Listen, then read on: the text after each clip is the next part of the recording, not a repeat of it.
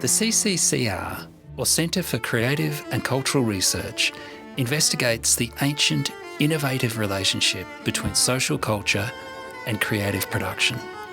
Based in the Faculty of Arts and Design at the University of Canberra, we generate scholarship and artwork in a wide array of humanities, social science, applied and creative disciplines. You are listening to a fresh presentation from the CCCR's Culture and Creativity Seminar Series. The presentation was delivered with slides. To view those slides, or to learn more about the Centre's work, please follow the links in the program notes. This podcast was recorded on the unceded lands of the Ngunnawal and Ngambri peoples.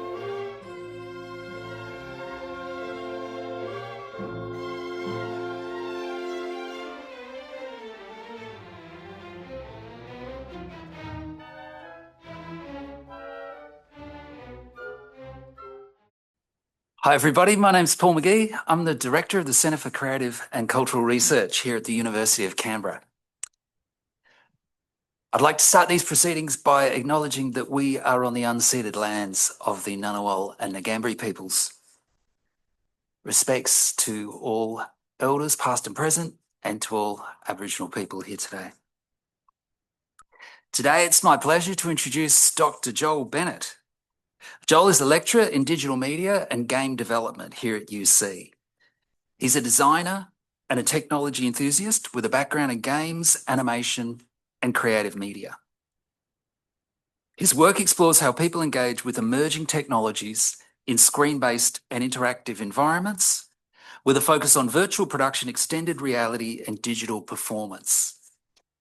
Joel is author of Facilitating an Immersive Performance Environment in Virtual Production, Routledge 2025, and his current research and teaching support innovative approaches to practice-based learning in digital media and game development. Please join me in welcoming Joel. Hello, everyone. As Paul has mentioned, my name is Dr. Joel Bennett, and I am delighted to present Exploring Performance, Perception and Presence inside of Virtual Production. So this presentation follows my kind of academic and professional trajectory within the kind of evolving field of virtual production and demonstrates the combination of some research that I've been doing over about a decade, which has led to the extended immersive performance framework. Make sure I do this.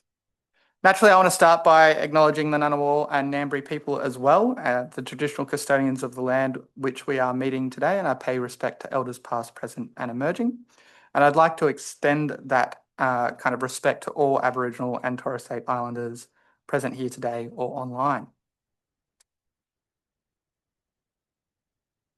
So I thought I'd just start simply with who am I? As Paul kind of mentioned, I'm a researcher, an educator, a designer, and a technology enthusiast. So I have some bias towards technology. And you may be wondering kind of why is that important? Well, it matters because kind of this presentation is situated in the intersection of creativity and technology, where I investigate emerging tools that reshape both the industry practice and education.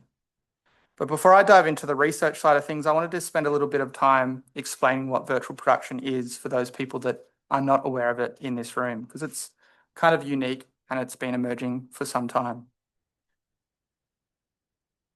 So virtual production has been constantly evolving as it's kind of emerged, and the term for virtual production hasn't really kind of solidified yet, but it kind of focuses on the intersection of both physical and digital filmmaking. Really, the power of virtual production is the ability to see and interact with physical and digital elements in real time on set during a production. And there are several technologies that have kind of emerged over the years that have enhanced this ability to create a virtual production, which I'm going to explore briefly in this presentation before diving into the research side of things.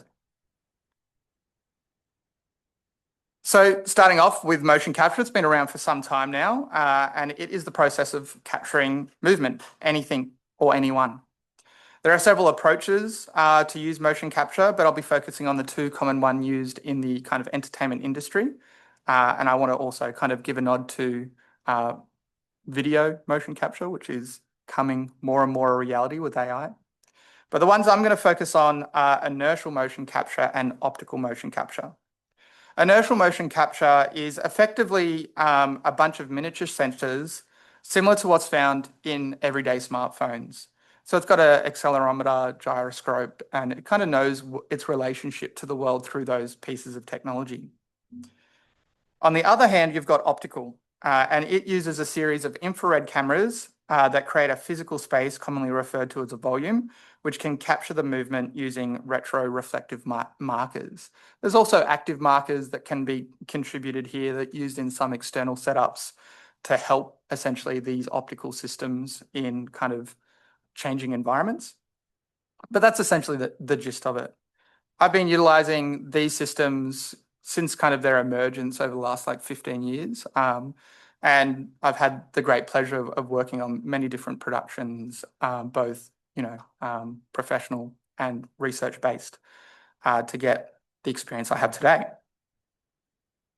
So if you've managed to walk through a design setup during Open Day over the last few years, I've had our own optical motion capture system set up with a student performing in there as a virtual character, typically an ogre or something like that, to demonstrate how this system works. And it always attracts eyeballs because it's very interesting, and it's kind of what is used a lot in contemporary film and game production today. Naturally, I'll dive deeper into these approaches, but this presentation is more about establishing the extended immersive framework, not about geeking out about the technology. So on top of motion capture, you've also got what's called facial capture. This is a completely separate system because the face is kind of the window into the soul. It's where a lot of the performance comes from in both games and film production. So there's a lot of nuance, and so it requires its own dedicated system. And so essential facial capture is a crucial component to capturing an actor's performance. That's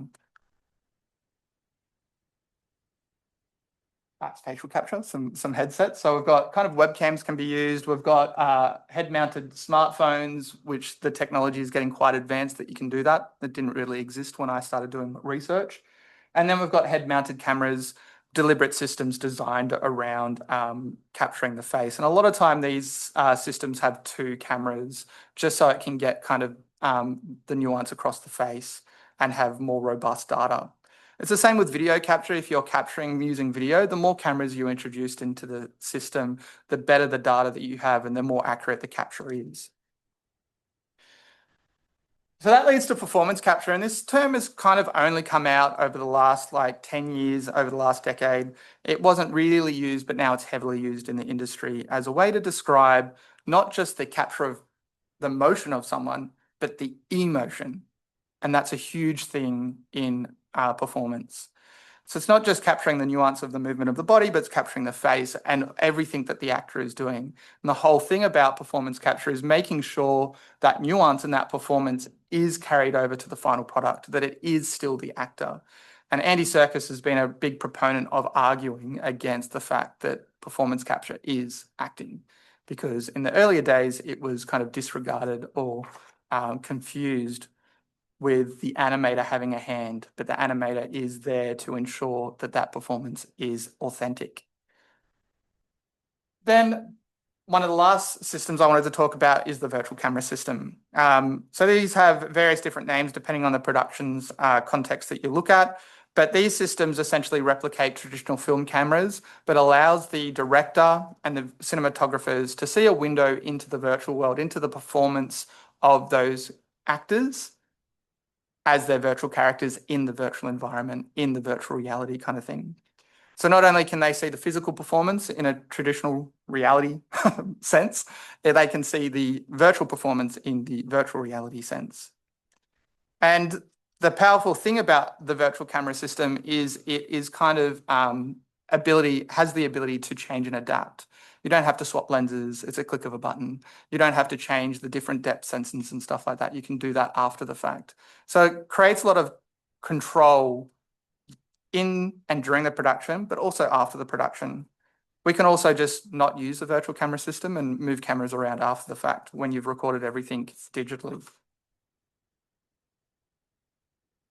And the most recent emergence of technology into these virtual productions is what's called LED video walls, or LVWs. And it's sometimes referred to as in-camera visual effects. Something I would really love to get here one day. My head of school's here. He already knows. I talk to him all about it all the time. Can we get a virtual camera, virtual wall in here so we can do some virtual production? And these walls create a dynamic video background that simulate the perspective and parallax of a camera during filming, and it also provides context for the actors to perform in, which is like a very important thing.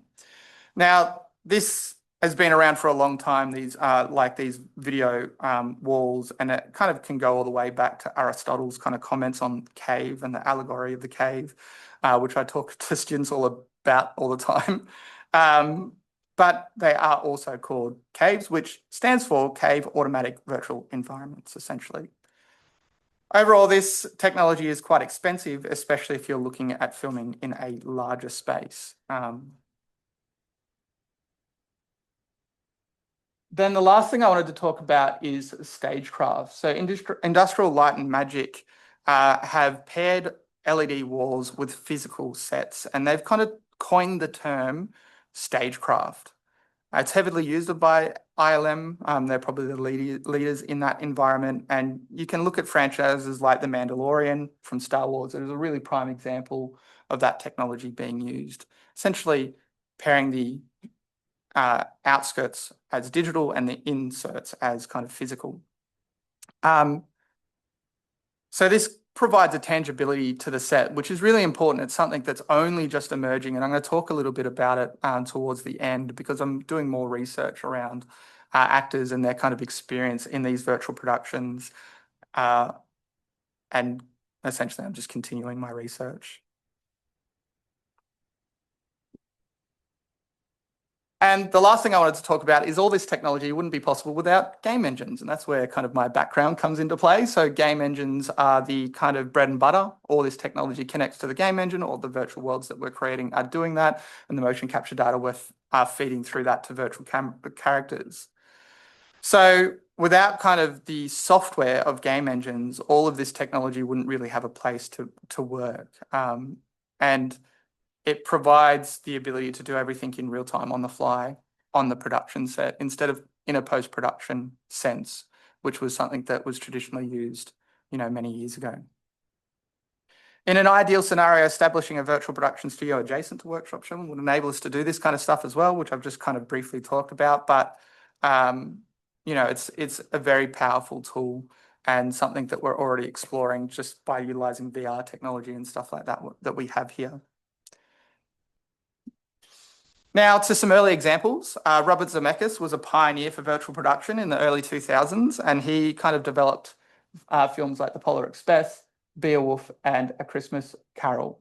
All had kind of really advanced technology in there, but also had a lot of commentary around what's called the uncanny valley, that fakeness that we see. And so the uncanny valley actually comes from theories on robotics.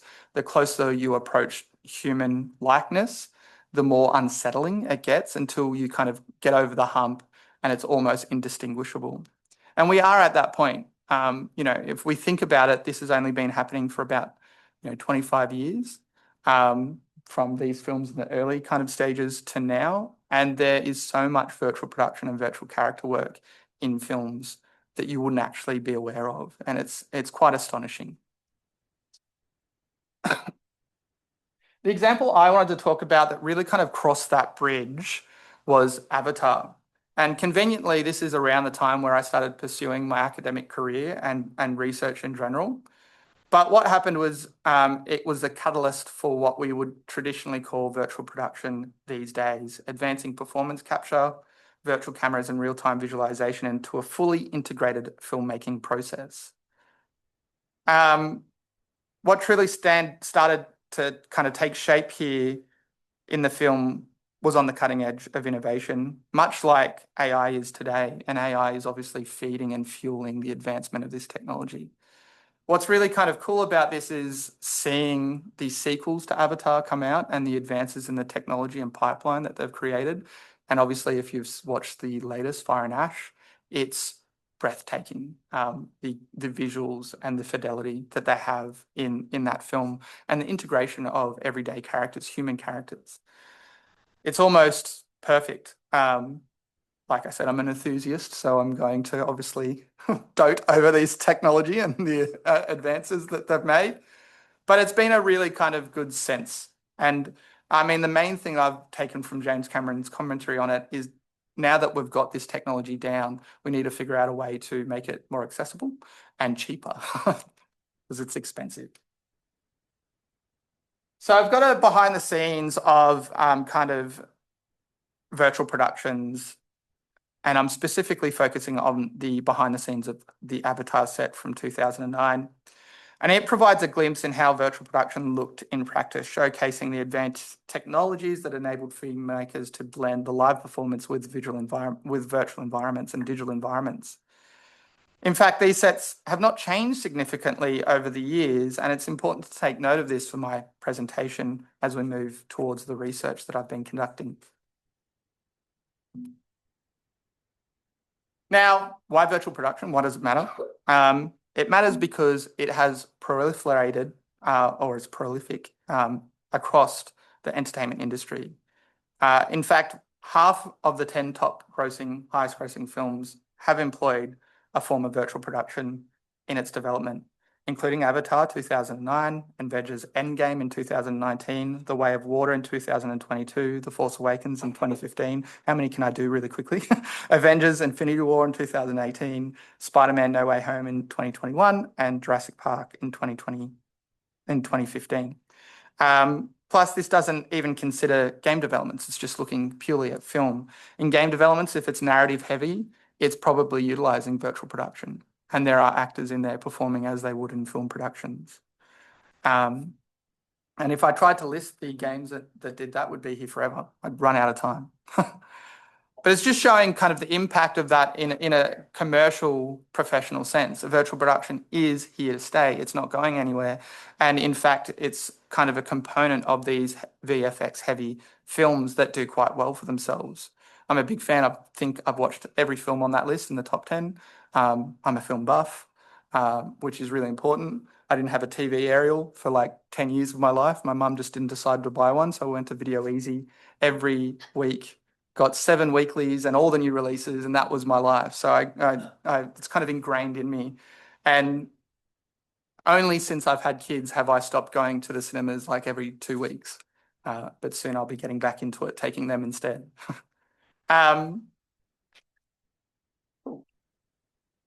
So let's talk about my experience. So I just wanted to kind of talk about where my academic journey began in 2009. I kind of did some honours research looking into virtual production and how it can be adopted into small scale projects and embedded into teaching practice for Queensland's University of Technology. They had 2 systems there that were building dust. Essentially, they brought them but didn't know how to use them. And so I took the initiative and did some research around that.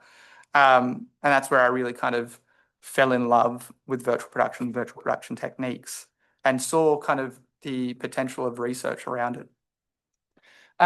Then from there, I worked as a freelance motion capture technician, capturing motion capture for various different film projects and game projects, as well as providing educational experiences to students across vet and higher ed.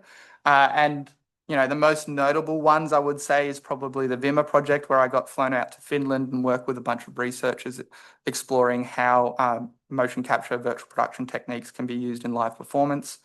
And then I also had the privilege of doing some previs on Underworld Awakening. I think it's the 4th film, but it was sadly uncredited. But they used that pre-visualization to kind of inform the development of their films. And I got to work with some very notable people. There's also a bunch more, but I'm under NDAs and some of them have not been released, so I never get to talk about them, which really sucks. But I worked with a bunch of the game companies up there, capturing a lot of data, which was a privilege. So then I went on and did my PhD. And during my honours year, I noticed something really, really interesting when I was doing my research. There was this commentary from actors about the challenge associated with performing in virtual production.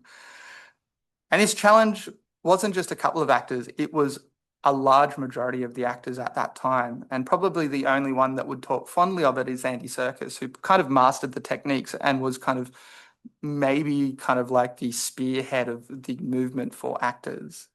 So the challenge was evident in virtual productions because they heavily relied on performance capture. At present, performance capture offers a limited perceptual feedback to the actors, as virtual characters and environments are usually not visible or tangible during a performance. As a result, the actors have to memorize and imagine objects, obstacles, cues, events, and other virtual characters whilst also delivering their performance. And, you know, if we think about cognitive load, not only do you have to envision yourself as a character, deliver your lines, you have to imagine everything around you, hit your marks, and do all those kind of things. So I was like, that's hard.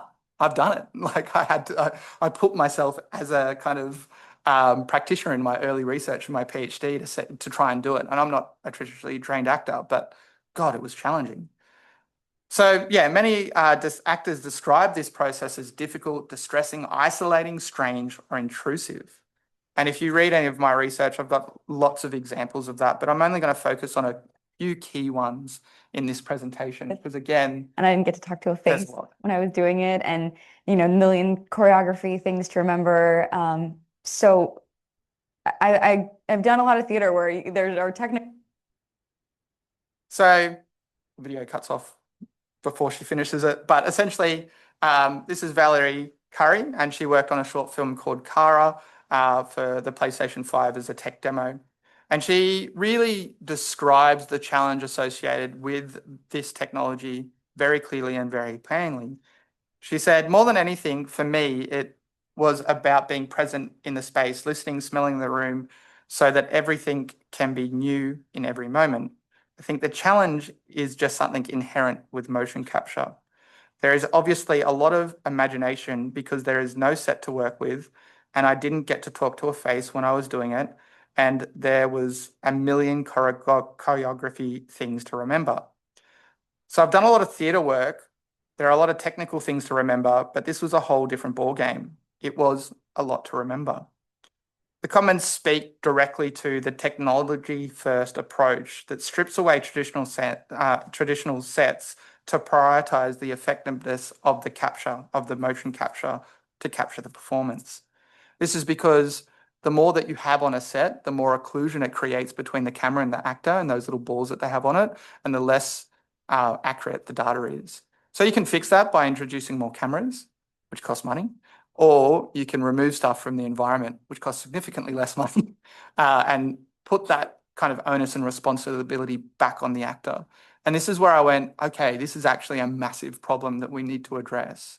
And it's where it kind of kickstarted my PhD. Now, we're all teachers, most of us in this room. We all perform for our students, in my opinion. There's the teacher me and there's the normal me. And not that that's a bad thing, it's just so they make sure that they have a good experience, and I'm a little less kind of animated when I kind of am in normal life. But if you want teacher me, just ask. But I'm going to ask you guys to kind of just take a moment to use your imagination yourself as well. I want to kind of just have a little bit of fun. I want you to pitch yourself on a set and asked to play a towering creature. You need to stride up to the edge of a cliff, find your mark, deliver your lines, and react to a bird swooping past your head. So without kind of stepping into the void, without falling into the pit. The challenge, none of this actually exists in real life. You are imagining it all, delivering your lines, hitting your marks. The bird, the cliff, everything around you doesn't exist. It only exists in the director's monitor. So they can see it, but you can't. So you are kind of left to perform in this empty space. And this is vastly different from traditional production. On traditional productions, you would have a set, you would have actors, you would have props, you would have an environment to work with, which all feeds kind of your performance. Now, I'm not saying that actors can't do this. They clearly can. They've been doing it for years. And if we go to stage productions, it's something that's kind of massively required of them. In fact, a lot of actors love this challenge. It makes it so much more exciting for them. Like Andy Serkis, he was like, I get to do everything. I get to imagine everything while still delivering this performance. And it's amazing.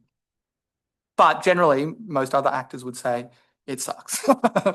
And that's just me paraphrasing. I don't think anyone actually said exactly those words. So this leads into kind of the challenge of the research, and it became clear that this challenge was influenced by the technologies used in virtual production and not particularly by the actors or directors themselves. So to better situate this issue, I adopted the reality-virtuality continuum defined by Paul Milgram and Fumio Kishino, which is now kind of colloquially referred to as the extended reality continuum or the XR continuum. So XR is made up of 4 key elements. There's the physical reality, so the physical world that we experience every day, the world that we're in now. The augmented reality, where you kind of bring in digital elements into the physical world. So it's about augmenting the reality that you're situated in. There's augmented virtuality, which kind of flips the script and puts you in a virtual world, but punches holes back into the physical world. So your whole experience is in virtual, but elements of the physical are brought back in. And then finally, there's virtual reality kind of at the end, which constitutes you being completely immersed in a virtual reality, which a lot of virtual headsets have done. But we are starting to see what they call extended reality headsets come across, which essentially can take you through this whole spectrum. You can be in AR, you can be in VR, and there's a little dial to switch between it. So these terms are kind of being merged into what's called kind of extended reality. And I think in the future, we're going to see technology move away from these separate terms, and we're going to see kind of technology that can adjust your experience across the spectrum, across the continuum. Now, there's this weird term called mixed reality that has been hard to define because some people misconstrued it as augmented reality or augmented virtuality. But I like to define it as, and this is based off other people's research and kind of the continued evolution of this term, but mixed reality is essentially overlaying a reality on top of physical reality. So I can change this environment as I want, but it will still kind of be situated in the physical. So this lectern might turn into a monster that's still a lectern, and I can still physically touch it and stuff like that. It's completely different. It kind of changes the theme of the world. When we get to that point, I'm going to be very excited because it means that we can kind of interact with the physical world, but fully be embedded in the virtual world. So, yeah, one day we'll get holodecks and all that, and it'll be a lot more fun. The other thing that played a major role in my research was phenomenology, and specifically the existentials, the 4 existentials of phenomenology. And this is because it's kind of embedded in our experience of the world. So the lived body, the lived space, the lived time, and the lived other. I'm going to define these briefly. I'm sure a lot of you guys have come across it, but the lived body or corporality refers to the body or the bodily presence in the world. Specifically, it's our subjective experience of it. Lived space or spatiality refers to the felt space of the subjective experience of the space of the world. Lived time or temporality refers to the subjective experience of time as opposed to the more objective clock time. And lived other or relationality refers to relations we make or maintain with others. Our relations include communications and relationships we experience through spaces and interactions we share and create with them. Now, this is really dumbing down phenomenology, in my opinion, and really taking a subcomponent of phenomenology. If you've had the pleasure of doing any research into it and you've dived down the rabbit hole of people like Herschel or Heidegger or Merleau-Ponty, it is definitely an interesting read. And it was something that was quite challenging for my research to kind of take all these different things in, understand them, unpack them. But the challenge was also super exciting at the same time. So building on these 4 existentials, I conducted a series of experiments and case studies exploring strategies to support actors to experience body and space in virtual production. This led to kind of 3 immersive spectrums or immersion spectrums designed to address the challenges faced by actors and reframe virtual production from a technology-focused approach to a human-focused approach. And I think that's the really important thing. Performance and all of that is all about us humans, people, and telling stories. And that was kind of removed. So bringing it back to that, I think, was an extremely important kind of endeavor. So you'll be able to see the influence of the continuum, the virtual reality continuum, and the kind of existentials, the four existentials in this, with a clearer mission, which I'll talk about as the kind of presentation goes on. So I conducted a series of experiments and case studies as test strategies to enable the experience of body and space in a virtual production that led to these immersive spectrums. First was bodily immersion spectrum, which kind of ranges from lived body, where the actors performed as their physical body in a real environment, to the virtual body, where they performed through a digital avatar in a fully virtual environment. Then we had spatial immersion, which ranges from lived space, where actors interact with tangible assets or sets, to virtual space, where the environments were entirely digitally and constructed through a virtual production. And then also came perceptual immersion. And this ranged from lived perception, where actors draw from real-world sense cues and kind of seeing the world around them, to virtual perception, where their awareness and reactions are guided through digitally generated cues and through essentially different technologies. So putting on a headset and being immersed in a virtual environment, seeing that virtual environment versus being in a physical environment. Together, these spectrums highlighted the ways you could immerse or shift the continuum of virtual production and provide a foundation for what would later be defined as immersive performance, as my immersive performance environment framework. So the IPE framework was a resulting outcome for my doctoral studies, structured around these existentials and the virtual reality continuum. Overall, the framework focuses on offering a structured approach for diagnosing and increasing the level of immersion for an actor in a virtual production, specifically during a performance. Rather than treating performance as a byproduct of the technology, the framework reframes the production environment as a space designed to actively support the actor. Importantly, it was deliberately flexible, allowing practitioners to adapt or map new strategies and technologies as those practices evolved. And so when the IPE framework came out, I didn't lead walls weren't really a thing. So it's a really good example of a new technology that has emerged, a new process that emerged that can still be mapped to this framework. Because I was very kind of cognizant of the fact that this environment, this virtual production technology and these processes were constantly evolving with the introduction of new technologies and more advanced systems. So this IPA framework shift virtual production from a technology-first process to a human-centered practice, strengthening the relationship between performers, environments, and technology. Now, I didn't end there, as all doctoral research typically happens.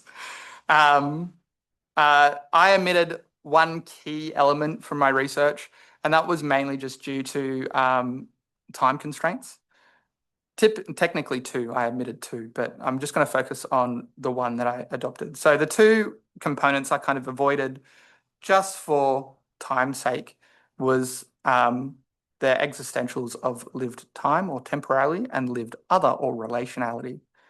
So lived time was excluded because altering an actor's subjective sense of time provides little benefit and raises massive ethical concerns. Like what I'm just deteriorating their time and experience of time. That seems like something that's not going to really happen anytime soon. And in contrast, with other is central to performance. As Ian McKellen noted, I act with other people. I do not act on my own. And this is directly from his experiences performing on a green screen set with no one around him, and he hated it. So this omission led to my recent Routledge chapter publication, where I expanded the framework to include lived other. It's also my first Q1 publication, so it was a big deal for me at the time. I was like, oh my God, yes, tick. I've got another one on the way too. So, you know, as an early career academic, it feels very kind of big for me. So this essentially expanded in and adopted what's called the social immersion spectrum, ranging from relationality, the relations and experience we have with others in reality or physical reality, to virtual relationality, where the interactions occurs between entities in virtual production. So instead of performing to someone in a physical sense, we're performing to each other in our virtual characters. And that's really powerful. I think that's really important to note. For any person that has the privilege of being not only immersed into virtual reality, but immersed in the way that their body is essentially mapped to a virtual character, it's absolutely insane how quickly your mind just accepts that new body. I'm not going to go into the psychology of it at all because that's not my area of expertise, but it's definitely something that I find very fascinating, that we're just happy to accept this new reality and this new body without any kind of disdain or upsetness. So I just wanted to take a moment. It's hard to see, obviously, on this slide because I'm distilling so much information down into this framework. But if we look at it, I've got social immersion, bodily immersion, spatial immersion, and perceptual immersion mapped on one side, with low, moderate, and high immersion across kind of the spectrum. The grey is representing physical reality. The red is representing virtual reality. And as you kind of adapt these various different techniques mapped to these various different modules, you start to provide more immersion for the actor into the performance. So if we looked at social immersions, strategies include stand-in objects and stuff like that for actors. Strategies in moderate is having, instead of stand-in objects, so stand-in objects is like they put a ball on a green stick and they go, yeah, look at this, that's where the person is right here. Then they have stand-in actors where the actors actually perform, and this is becoming more of a standard practice, while there is a virtual character, if they're working with people in a physical sense, that they'll be there. And I think Avengers is a really good example of this, where you've got kind of the villain being performed by the actual actor on set, even though they're going to be digitally replaced. And what they do sometimes is add an extra prosthetic in, like my head's actually up here because I'm 3 or 4 feet taller than what I am actually. And there's interesting commentary around this, because people would be like, I have to look up here as an actor, but the performance is happening here. So I have to ignore the performance and look there and deliver my performance. So it's this really weird kind of, I want to watch that so it helps me, but I can't watch that, so I have to watch something else. Then we've got strategies as just actual physical actors in there. So that's social immersion. So bodily immersion, this is about obviously your experience as yourself. So strategies includes descriptions and discussions around what that virtual character would look like, so you have a sense of it. And that's really like low for immersion. Then we go into moderate, where strategies such as onboarding, so them being able to experience that virtual character, see that virtual character, and see their performance as that virtual character, is kind of really good. And then strategies such as digital clones or prosthetics. So not only do you get to see your virtual character, you get to adapt your performance. And a good example of this is kind of the Planet of the Apes, where they used physical prosthetics to extend their arms and deliver that performance as apes. Or another really good one is Beauty and the Beast, where they actually built a whole contraptional bodysuit that was a one-for-one representation of the beast, but the actor was delivering that performance in that kind of full body prosthetic, which is really cool. And if you've watched that film, that's one of the first time where we had like Bella interact with the beast, and it's almost seamless. It's so beautiful. And it's because the beast was effectively a one-for-one representation of the virtual in the physical. Then we have spatial immersion, and this is working with, in low, we've got inaccurate environmental reference. That's little sticky tape on to hit your marks and stuff like that. It might be stand-in objects and stuff like that here and there for you to interact with. Then you've got semi-accurate kind of environmental reference, where it might be a skeleton set. So it still can enable motion capture to happen and provides little little impact on the data capture, but it still gives the actors a little bit more to work with. So if they're opening a door, they're not fakely opening a door. There's actually a physical skeleton there of a door to open.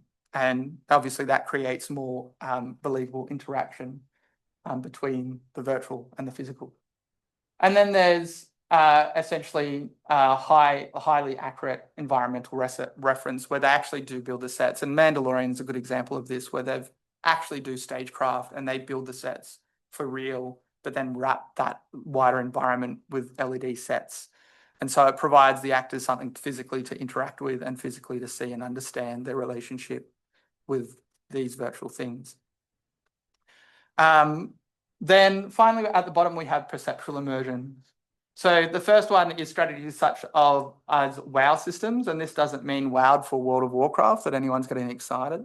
WOW in my research is talking about window on world.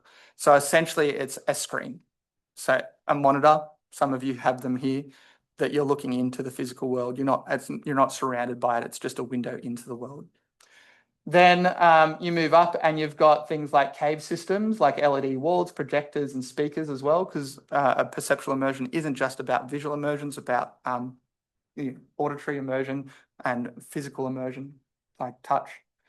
And this accommodates visuals and audios kind of the performance. And we're really starting to see the use of LED walls become more prolific with virtual production.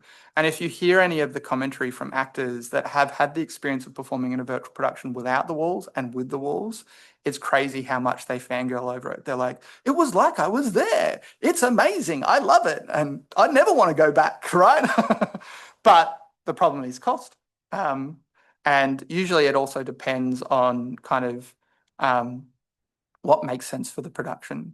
So they're not going to go use these LEDs walls and set up these LED walls if they can capture it without it in a lot of senses, because money is commonly the driver in entertainment.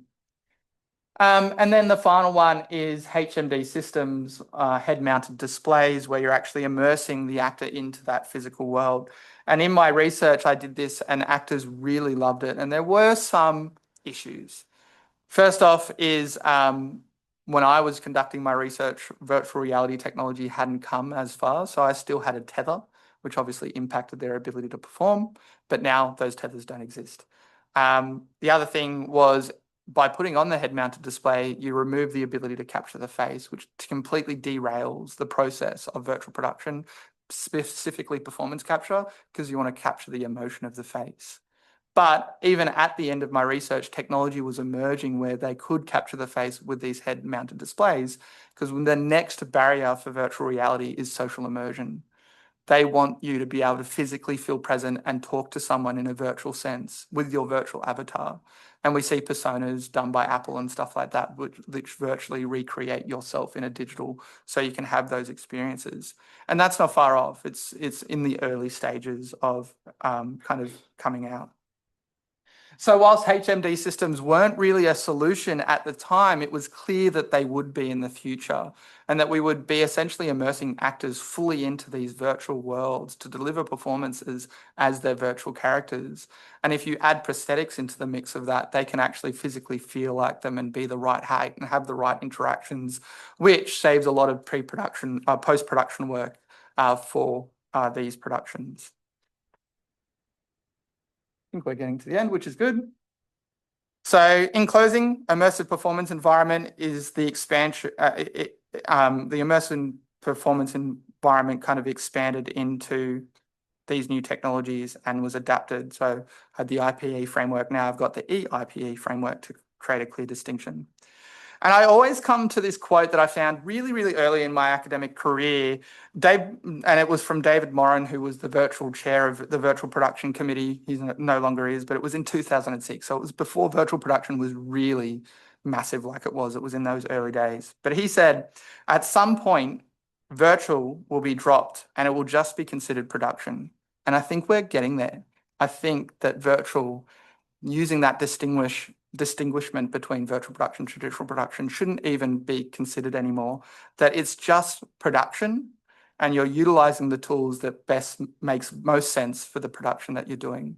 So if you're in a traditional world and you can go to an actual physical location and record that, you would go there. It's cheaper, it's easier. But if you're in this completely fictional world like Pandora in Avatar, then it's easier to go into the virtual production and do that. So although this is an older quote, I think it really captures the fact that, you know, it won't longer be this technology-enabled environment. It will soon become the norm and become kind of back focused on human. And with the rapid growth of AI, I'm pretty sure this trend will continue to accelerate. And the challenge and opportunity is to ensure that technology serves performance rather than the other way around by keeping human experience at the center of virtual production, or just production, can continue to evolve as a powerful collaborative art form. For those who are interested, references, important. And I was going to do questions, but before I do, I just wanted to talk about one last thing that I think is interesting for me personally as an academic. So I found the discussion and engaging with this during my research of experience of the world of reality really interesting. So if you asked me as an undergrad, I would have very clearly argued with you that there is only one reality, right? It was kind of grounded in this positive thinking, right? We all experience the same reality. If a tree falls in a wood, does it make sound? Yes, it does.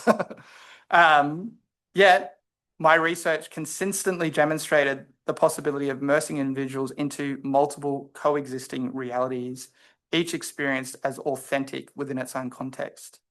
So the recognition compelled me to shift my epistemological stance toward constructivism, which acknowledges that realities are not fixed, but constructed through perception, interaction, and experience. In this way, my academic journey mirrored the very phenomena I studied, the negotiation between physical and virtual environments, and the way that human experience reshapes the understanding of reality itself. Thanks for your time, and feel free to ask me any questions. Okay, thanks heaps, Joel. Thank you.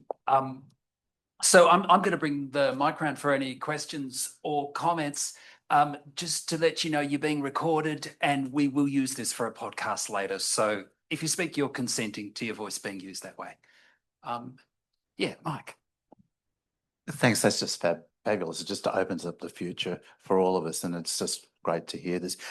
Your last point was probably what I came back to in your first point, is that there are multiple realities, but there are also multiple existentials depending on our age, our gender, as we move through time. So my perception of time might be different from when I had my untidy bedroom as a teenager, and my perception of others, like interactions with other people. And so it brings into the question that there's not just a question of an actor, not just a question of the environment, not just a question of the technology, but there's a question of the actual individual that's interacting with us. And that individual has a variety of existentials across time and across cultures. And of course, that's a very marketable thing. You could then check out what sort of person you want to market to, or what films you want to make or whatever.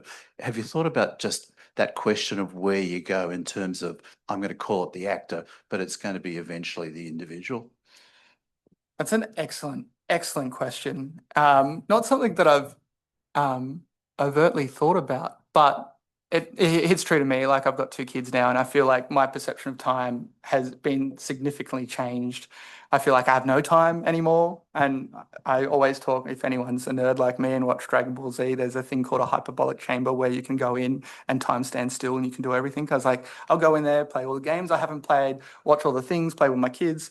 But anyway, I think, you know, there is an undercurrent of my research that is kind of trying to appeal to that individual, that all these comments that have driven the research is an individual's commentary of their experience in those various different realities at any given time. So whilst it's not kind of geared towards that individual, more actors as a subjective top level sense, I think that their voices will be and will continue to be a major component of how this technology evolves. And the individual should always kind of be at the center, because we're not watching kind of these performances just for the performances themselves. We're watching it for the individual, right? Like, there are actors that we actually fall in love with the performances that they choose to kind of represent and do throughout their working career. So yeah, I would just say that it's going to be an important factor throughout, and it is obviously an undercurrent of my own study. But yeah, maybe that's more research for me to do as well. David. Thanks, Paul. That was fantastic, Joel. And like I can sort of really see why, with your publications, that people are picking up because this is quite groundbreaking in terms of really sort of breaking down what's happening in this space of virtual production, which is becoming production, as you say. I'm kind of just thinking though about who this research is for, right? And maybe that's a kind of question around kind of possible next steps because like there's kind of you brought up various questions here around the experiences of performers, for example, like that it might be troubling or kind of unpleasant or or perhaps traumatizing. I don't know, or that performance is diminished in some way, so it's bad for the actual performance. And so I guess kind of that brings up a kind of question of, is it about kind of, is the research gender about potentially actor safety? Is it about quality of production? Is it about performers' experiences and professionalism? Where would you want to position yourself as you're thinking what you can do with this going forward? You sound like my supervisor. And it is a question I've it is a question I've answered, and it's a good question because it is an important one, right? Like, who's it for? Why does it matter? And I would say that whilst actors are the driving voice behind it, it's not for actors in a sense because actors don't really have a control over the production on the way that production is set up and delivered and constructed, right? The people that do have control over that are the directors. As well as kind of the motion capture technicians behind it. So the people setting up the spaces, as well as the stagecraft and stage development, prop developers, and so on and so forth. So the research is talking to them saying, there's a problem here. It's clearly articulated. This is a tool. This research, at least the research I've done thus far, is a tool for diagnosing the issues associated with immersing the actor into this virtual environment so they can focus on their performance and also diagnosing it, but also increasing it, like making it so your actors have more immersion into that performance and stripping that requirement away from them so they can focus on what they're there to do and paid to do and want to do, right? So that's what the research is kind of pointing to. And I think that's what's really exciting and important is that conversation is changing and these technologies are thinking about that. So stagecraft is a really clear response to this like technology-focused environment. They're like, obviously this isn't working. We need to bring that back. And it provides a lot of opportunity for their productions to reduce the amount of work that they have to do afterwards. So it saves money, again, the driver. And then, their lead walls and stuff like that. Nearly every actor is like, they're great. Like, I don't have to think about the world around me because I can now see it whilst I'm delivering my performance. As well as, you're starting to see a step away from actors performing to just green screen by themselves because of actors' commentary on it, going, this is not what I do. I want to act with someone. And so a lot of productions are moving towards just always having actors there as stand-ins. Might not actually be the actor themselves that are doing it, but it'll be someone there delivering lines and delivering a performance the actor can then use. So, the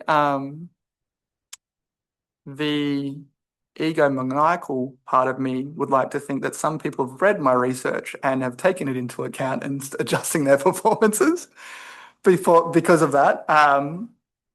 But I think it's just obviously also probably more majority a clear step in that direction based off the commentary that's been happening, based off the kind of actors' experience, and they're going, this isn't working. We need to obviously introduce new ways of doing this, but not only help the actor, but help everyone on the thing. So yeah, and so like I'm curious to see, these studies are only relatively fresh. My recent expansion of the IPA framework only just got published last year.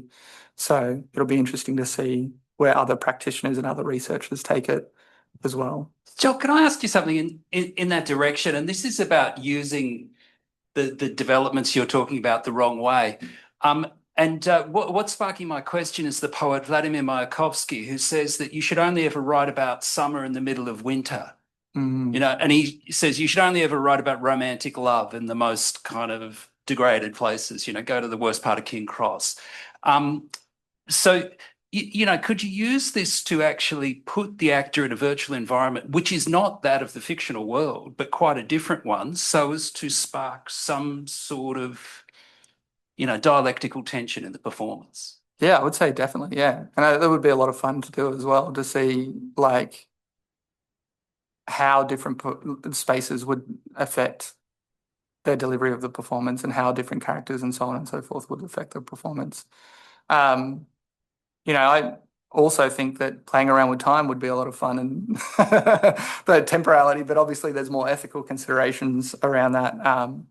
Because we do, like virtual productions are doing it in a sense, like you can come to a stage and deliver a performance at night, in the morning, and all these.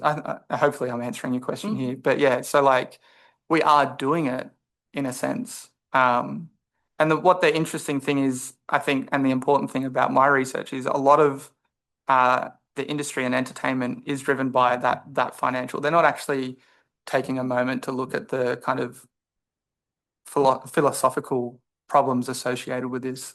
They're just looking at the economical ones.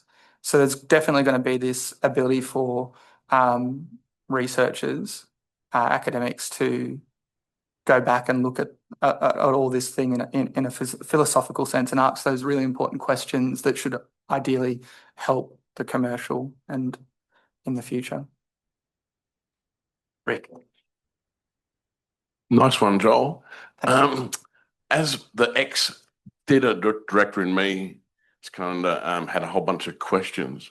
And I realized, well, this isn't necessarily your field, but in talking to actors, did they ever discuss, I guess, their acting methodology and how it that affected them, like the Stanislavski sort of, you know, coming from within, and the more sort of post that of using physicality as the key to your performance. Did you ever hear them discuss how it affected their acting and their training, and, you know, were they able to, because it makes me think, how does a director direct actors in that situation?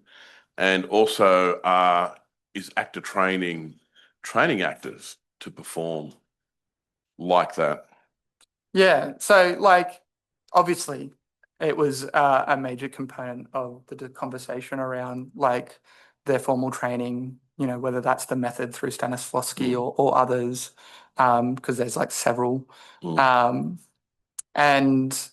And like embodying the character and this conversation about like it is your job, that's your job. So the fact that the performance environment required you to do more, there was this tension between, well, that's what you do and that's what I do, so that's what I have to do. And then I just go back to kind of, psychology and go, well, there's the thing called cognitive load. There's only so much one person can do at any given point, right? So my argument was we were asking too much of them. But generally, essentially any formal acting training would enable them to deliver a performance. And what was interesting was stage performers adapted more quickly because they're more used to that environment. Their experiences and their performances have been in that environment. And I think Andy Serkis is a good example of this person that really kind of argues for virtual production and performance capture as a legitimate mean, which I'm process, which I completely agree with, because he had so much experience in that space that he was more confident in that space.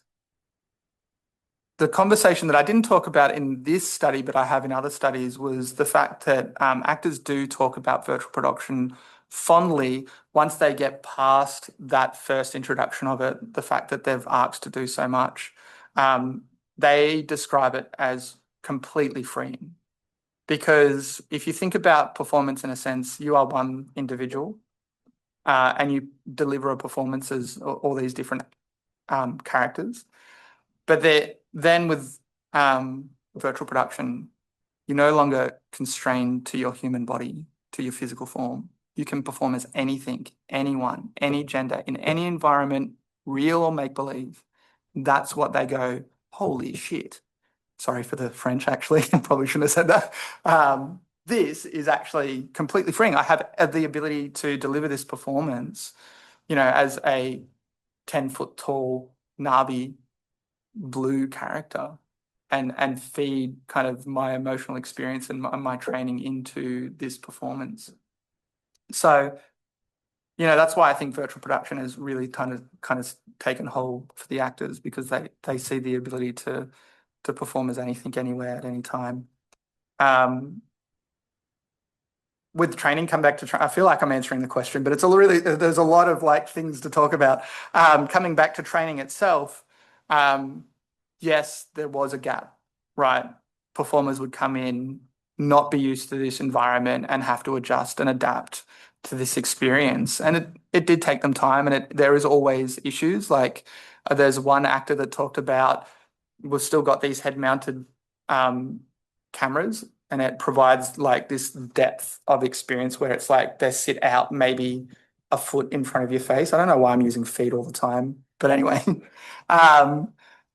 And so for them to do an intimate performance, they described it as locking horns, because they had to kind of adjust their performance so they didn't hit each other, but still deliver an impactful performance, kind of thing.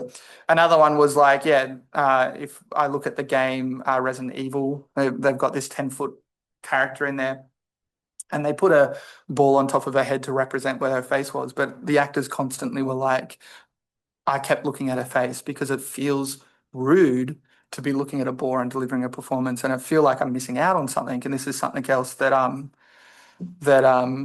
multiple actors have talked about. So fighting against the kind of human-centered element of it, where you need to actually perform to the virtual rather than the physical, and kind of disregard that, and that creates a challenge. So there's multiple challenges throughout, but also this idea that it's completely freeing as well. So it's very powerful, I think, and something that shouldn't be ignored. And training, last thing I just want to say, training is getting better. Andy Serkis has created training. A lot of actors are getting that experience. As the technology gets more embedded, there's more opportunities to do it. Whilst in the past, it was a token production here and there. Now it's like every production. So it's becoming the norm. Joel, time's pressing, but we've got just one last question from Ashley. So I'll just ask for a quick kind of response to this one. And she says, I was really interested in an interview from Tessa Thompson, who was saying how much she learnt from Tom Hiddleston in Thor, who used photographs of the scenes in his trailer to completely imagine the environments and memorize every scene. Did you find anything like that with your work? Yeah, definitely. So actors obviously do a lot of work beforehand to understand their environments and their performances and their characters, a lot of research. And that's, I think, that talks to my immersive production framework, where you're onboarding the actor themselves, I think, where you're providing information for them to understand, go back, study, and develop and deliver a performance. That's why I was saying, like, actors themselves, like, this is their bread and butter. This is what they do. Like, so they're not inherently scared of it, but when they reflect on it, they go, oh, actually, that was quite hard compared to other performances. And when I did my study, it was like, well, it's not their fault that this is happening. It's actually the fault of the technology and the fault of how the production is set up. And, these productions wouldn't be able to be done without this technology in some senses. So, is it anyone's fault? It's just how the cookie has crumbled, right? So me responding to that and trying to find a solution to that is kind of the pragmatic approach I took to my research rather than the philosophical one. There was a problem. As a designer, I want to fix it. And so there's a lot of solutions to fixing it. And one is obviously the actor getting more information, more ability to prepare before they deliver a performance. But I think the key thing is you want to do it in a production performance. You want to do it as they're delivering their performance, so they don't have to rely on their memory or have to do a lot of prep to do it. It's like I guess that answers it, I hope. Patrick? Fantastic. Okay, well, thank you again for that absolutely fascinating presentation.